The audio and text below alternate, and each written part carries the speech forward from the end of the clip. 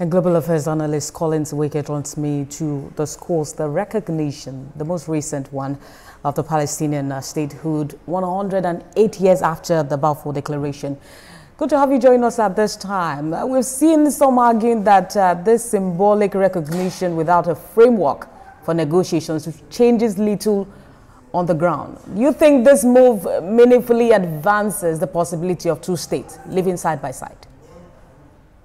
Well, Olamide, first and foremost, I want to underline one of the phrases you use, which is the latest recognition.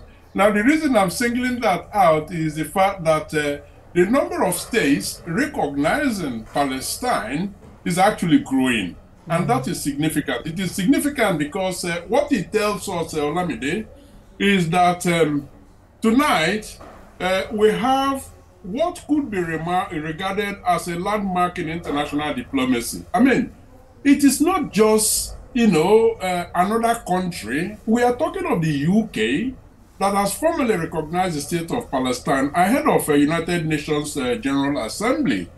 What makes this different, Olamide, is the fact that, this recognition comes after decades of conflict and stalled negotiations. But also, the UK is explicitly doing this as part of a push to revive that two-state, solution. I mean, we heard, the Prime Minister talk so eloquently about it, and his basis is as follows. There has to be a safe and secured Israel, and there has to be also a self-determined Palestine. At this moment, we do not have any of those two. So why do we have to keep dancing in circles? And so, this is really significant. And I must say that this move is likely to, reverberate in many capitals, especially in Africa, including Nigeria, because it touches on deeply held principles of national sovereignty, human rights, self-determination, and justice. And this is part of what, most African countries have been suffering, including climate justice, which I hope is part of, the agenda for the UN General Assembly. So yes, this is major. And Israel has reacted saying that this is in a way rewarding terrorism. Given that more than 3/4 of the UN member states already back the Palestinian statehood, to what extent would this recognition really have on Israel now that they've responded? Well, they have responded, and of course, their response wouldn't, surprise anyone. You can actually consider it a generic, response. The fact is this, Olamide. Israel and its staunch ally, the United States, are day by day, seeing the door close very, very tightly around them. And, I mean, at some point, they've got to start seeking, a soft landing. And I believe that this point is now.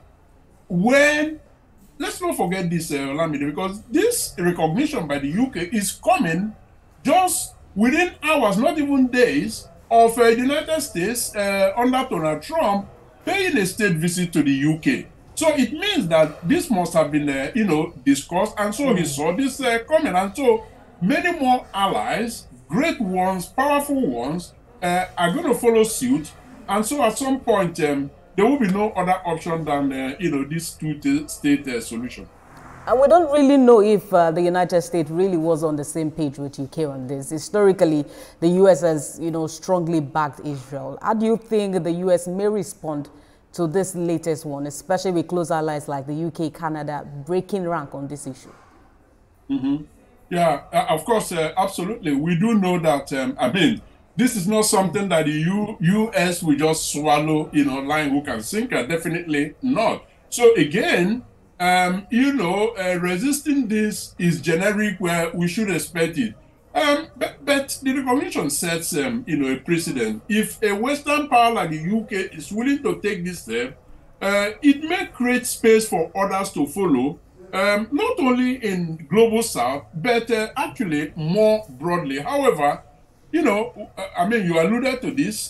This is not yet Uhuru, because, you know, recognition is not a magic wand. You know, on the ground impact depends on follow through. You know, there has to be diplomacy, there has to be aid, pressure, you know, negotiation, and indeed security guarantees. So we are far from the destination, but a journey of 1,000 miles begins with one step, and you know, those right steps have been taken now.